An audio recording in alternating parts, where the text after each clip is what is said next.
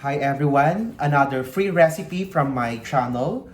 So, matutuwa kayo sa ibabahagi ko sa inyong bagong recipe. So, this is nostalgic or nostalgia sa atin kasi this candy is binibili natin nung bata tayo. Hanggang ngayon, meron pa naman po nagbebenta. So, this is merengue or meringue cookies. Nilalagay nila dati with popsicle stick. But for now, medyo level up yung ating merengue candy or meringue cookies candy. Ilalagay natin siya sa ating cookies na nabibili sa ating grocery store. Biscuit Original, Lobo Biscuit Original. Hindi ko po siya sponsor ha. So naisip ko lang siya ilagay dito.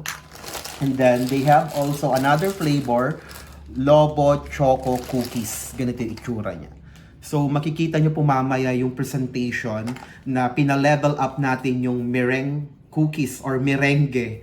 Ang term sa Tagalog, merengue. Then, yung ingredients na gagamitin natin dito is tatlo lang po. Meron tayo ditong egg white, granulated sugar, lemon juice or calamansi juice or vinegar. Any acid na pwedeng gamitin pang-stabilize sa ating merengue. So, yung merengue natin, hard yung gagawin ko, mas mataas yung sugar kaysa egg white. So, makikita nyo naman po sa recipe. So, that's it. Ilagay na natin yung ating lemon juice or calamansi juice sa ating egg white. Then, gagawa na tayo ng meringue.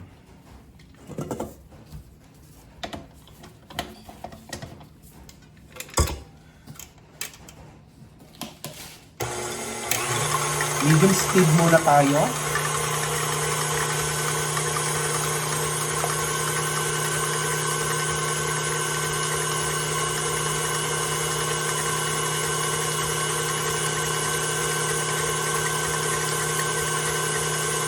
Then, ayan po, frothy na yung ating egg white. It's time to add our sugar. Gradually po yung paglalagay natin.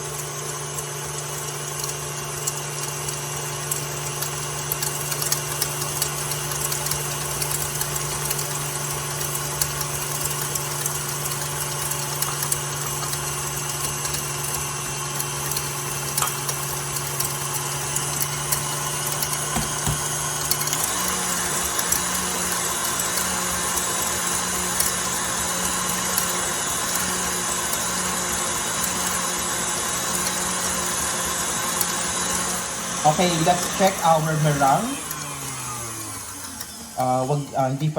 Hindi po siya pwedeng ma-overmix. So, check muna natin.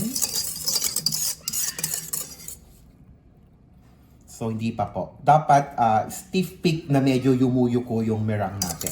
So, as you can see, our meringue is very shiny kasi hard yung gagawin nating meringue candy kaya mas mataas yung kanyang sugar level than the egg white. Sa next video ko, sa free video ko, ituturo ko naman yung exterior niya is crispy, yung loob niya is chewy. So for now, kasi ipapalaman natin siya, hard muna ituturo ko sa inyong merengue candy. Okay, continue mixing.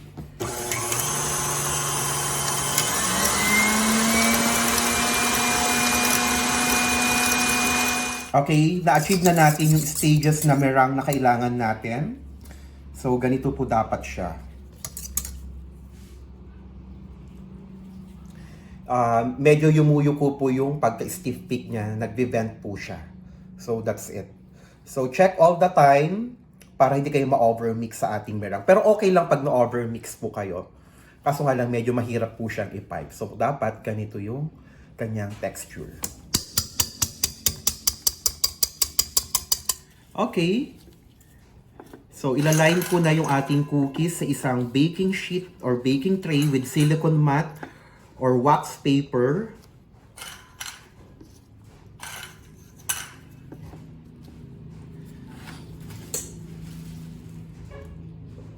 Then, magpa-pipe po tayo.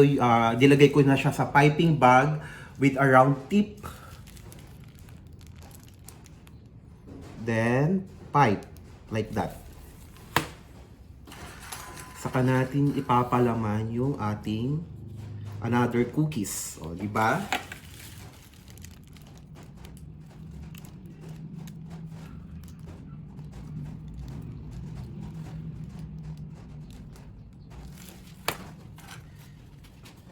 Put on top.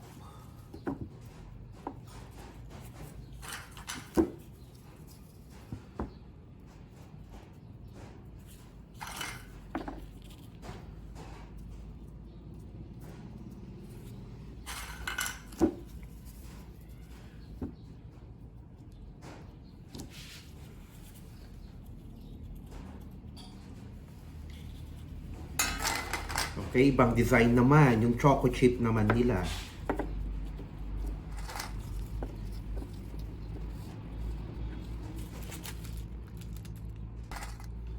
So kapag mas mataas yung feeling, kapalan nyo lang yung pagpapipe nyo po.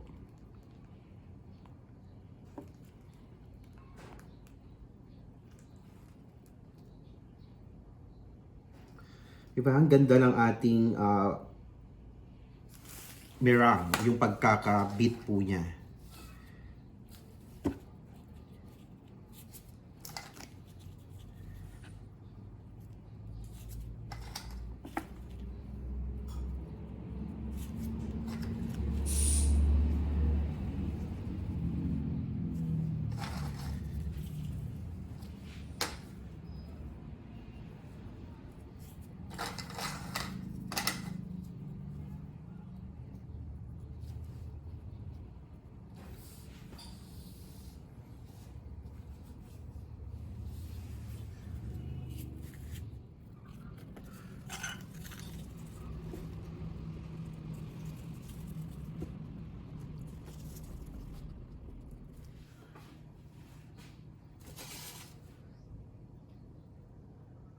Okay, ito na yung ating poached egg meringue cookies. Look at it, napakaganda, di ba? So, ayan. So, ibibake ko na. Preheated na yung ating oven at 90 degree Celsius. Okay, 90 degree Celsius. Hindi dapat pwedeng tumaas. Sakto po dapat. Kailangan nyo lang gamitan ng oven thermometer sa loob para accurate. So, 90 degree Celsius, baking time for 1 hour. 1 hour po siya ibibake. Okay, that's it.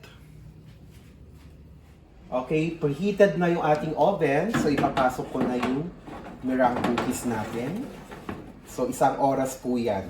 Then, after 1 hour, ready na yung ating meringue cookies.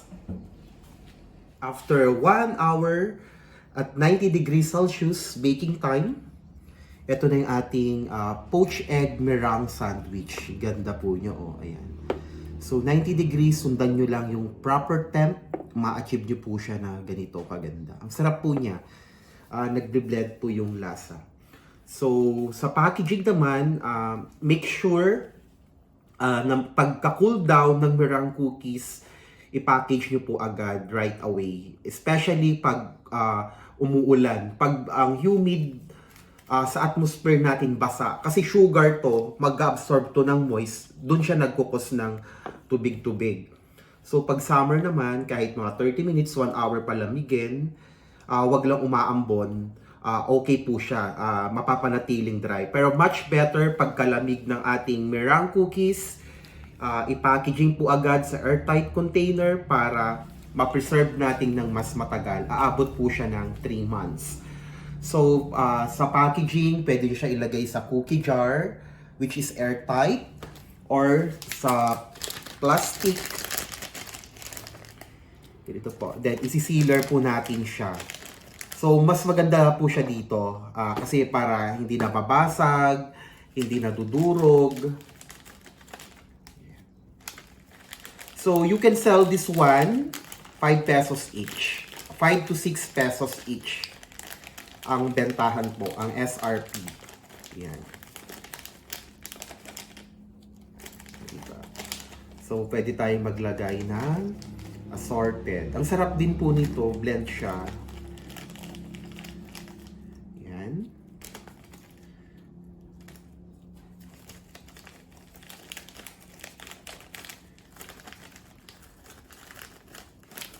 Saka natin siya isi-sealer.